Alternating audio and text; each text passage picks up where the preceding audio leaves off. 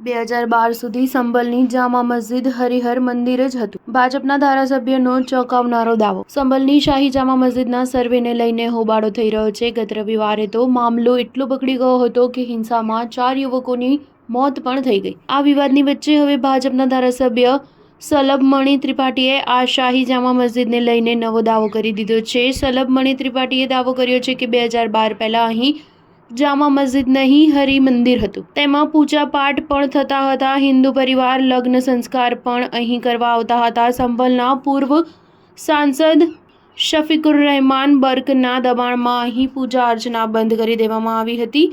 સલભમણીએ social media platform પર 4 તસવીરો share કરીને લખ્યું કે 2012 એટલે સપા સરકાર પહેલા હરિમંદિર પર પૂજા અર્ચના થતી હતી. અહીં લગ્ન સંસ્કારની વિધિ થતી, જેની તસવીરો પણ હાજર છે. સપા સરકારમાં સાંસદ શફીકુર રહેમાન બર્કના દબાણમાં પૂજા અર્ચના રોકી દેવામાં આવી હતી. હરિમંદિરને સંપૂર્ણ રીતે જામા મસ્જિદમાં ફેરવી દેવામાં આવી હતી.